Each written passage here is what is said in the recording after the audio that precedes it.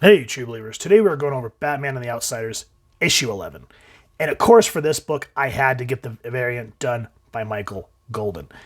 Now, if I'm wrong, all you other comic book buffs, feel free to make fun of me, but if I'm not mistaken, I believe this is the Michael Golden that did the cover for Avengers Annual that introduced Rogue way back in the day, and you can just see how his artwork has increased. This is such a beautiful cover. If I'm wrong about the artist, you know, it is what it is, but I just love how they made it landscape. It's just such a beautiful version of Ra's al Ghul. And yes, it is Ra's al Ghul. It's not Raish, like the animated series would have you believe. I was watching some clips on TikTok of Neil Adams after he passed, which rest in peace. And he even said it's Ra's al Ghul. I just like the Ra to get the Ra's al Ghul. It just sounds more epic. And he was talking about when he created Ra's that that they wanted to kind of create someone that could really work Batman on the same level. And so him and Denny O'Neil kind of had that idea of having like a Moriarty, like Sherlock. And that's how they came up with Ra's al Ghul. And I'm still trying to get those books, 232 and 244. Oh man, those prices just keep going up. If you guys have any copies you want to kick my way or want to strike a deal, let me know because I love to read the originals. I have a reprint of 232 that we've gone over, but 244, man, do I want that book so bad. Anyway, moving on. This series, in my personal opinion, was spectacular. A lot of people thought that it was kind of slow paced. I'm okay with that because when Brian Hill, who's the writer, started his run back in Detective Comics on a run called The Outsiders, on The Outside, you could see where he was going. And then he spun off, got his own book, and it kills me how short-lived this series was. It is what it is. We're introduced to Sophia. So for those of you that haven't read this, she was part of a family that was experimented on that got superpowers. Batman saved them. Her parents were murdered. She kind of got stuck in the crossfire. So the first half of this series was the Outsiders trying to find her before Ra's al Ghul did to try to mold her into what he wanted. He got his hands on her, stuck his claws in her, but they were able to save her, and she saw what happened. And she goes, I want all of this to mean something. I can't run. I need to stop Ra's al Ghul for me. You can make me something that helps people like you help people. Batman, I'm asking you to show me what you do. What would you do if you had my power? I would make myself a symbol.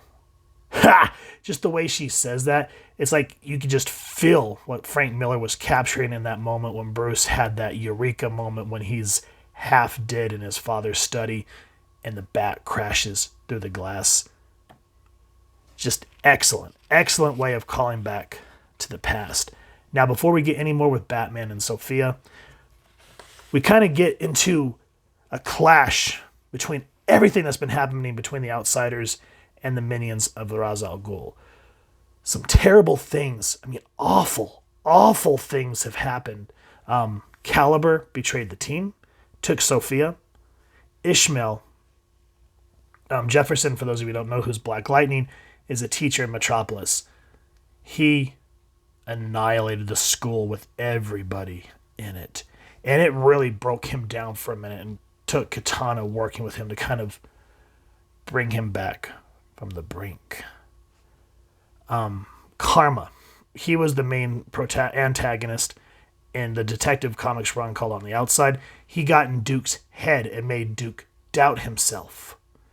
And so it took Orphan, who was initially Batgirl, Cassandra, to kind of bring him back as well. And just to see how everybody works together. And with the accumulation of what I mean by all the arcs is Lady Shiva. She was working for the demon head of Ra's al Ghul. And when he ordered Ishmael to destroy Jefferson's school, she's like, this isn't what I want.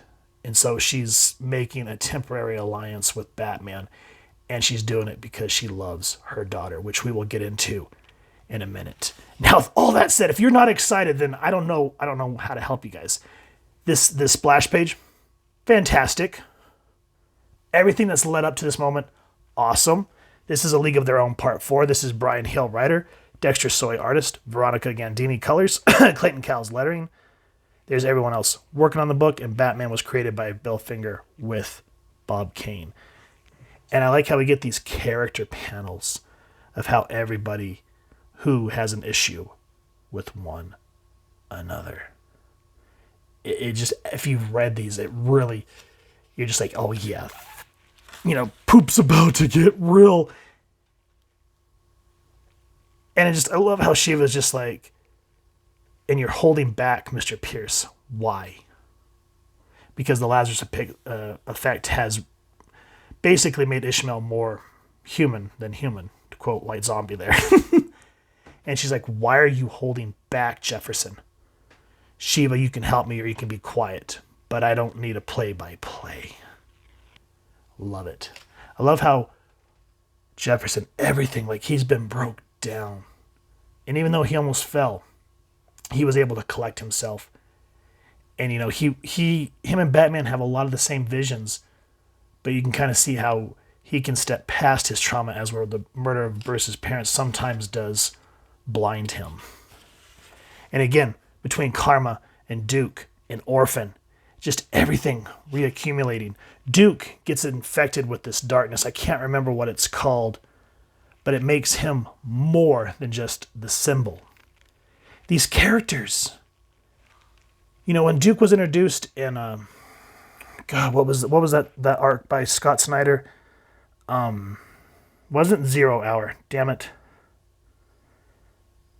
It's gonna kill me. Where it shows Batman in the beginning, and the Riddler takes over Gotham, essentially makes it a no man's land.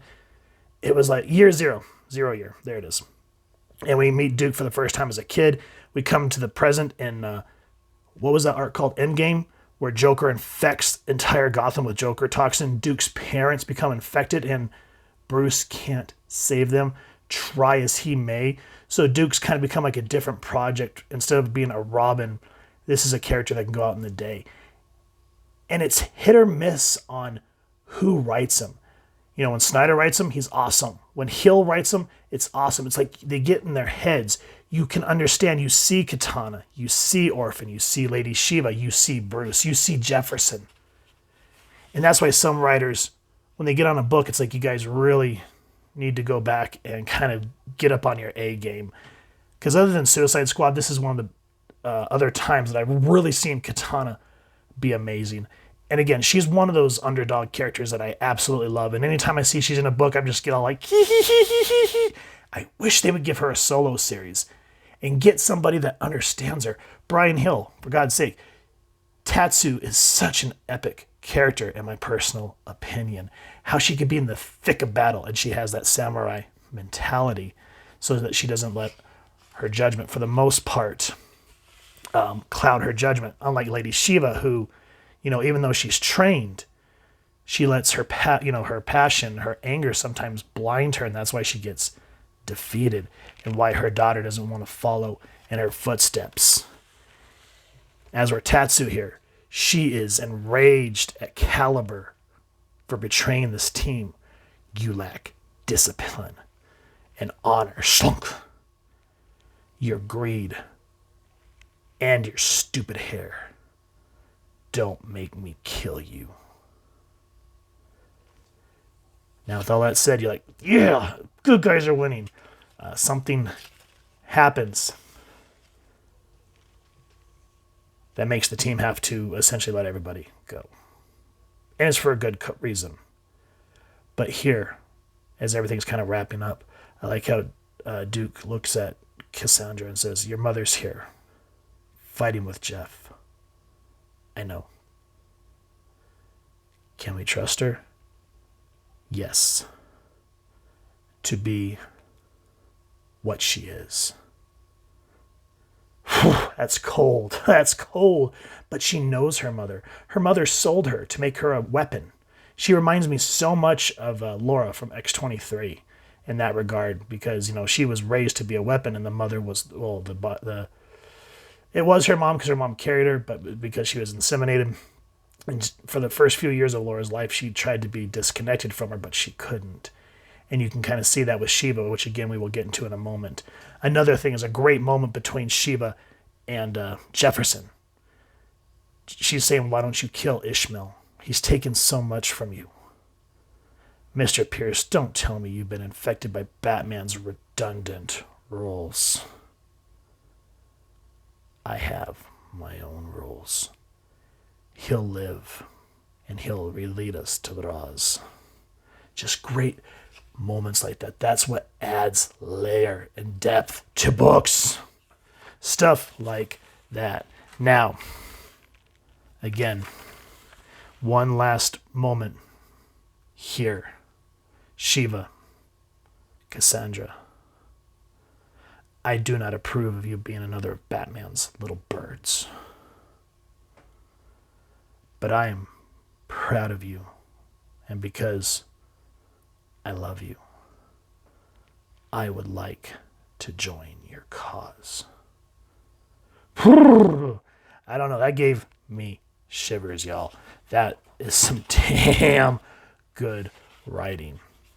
Now we get into the Roz al Ghul. We get back to Cassandra and Batman. And I like how he says Roz has many advantages. Like what? His belief. All of his life, all of his many lives have been one quest. And with no doubt or fear in his soul. What does he want? And here, this kind of goes back to what I was talking about with Neil Adams at the beginning. Roz wants what I want. A world according to his vision. And like me, he will never abandon what he seeks.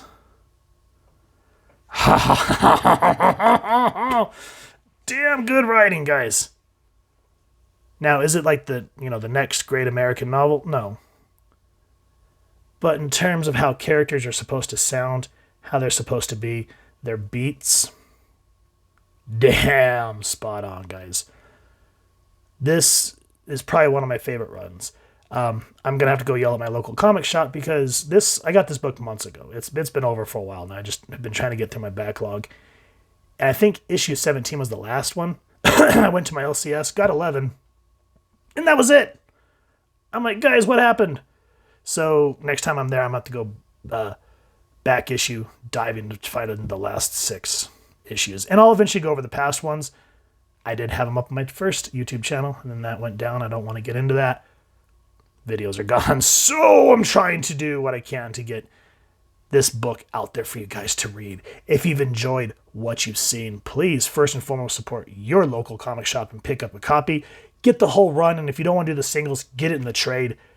Flippin' worth it. And see if you can find the Detective Comics on the outside, because that is spectacular. If you guys have enjoyed this review, we really would appreciate if you take a moment to like, share, and subscribe. Helps the club channel more than you could possibly know. And if you wouldn't mind hitting that fancy little Roz bell next to subscribe, that way as we continue to upload content, you guys get notified. Come to the channel, and we love talking with you all and hearing your thoughts and feedback down in the comments below or our social media pages, which I'll make sure to leave the links down in the description. So with all that said, I hope you all continue to have an absolutely amazing day reading, and happy hunting, true believers.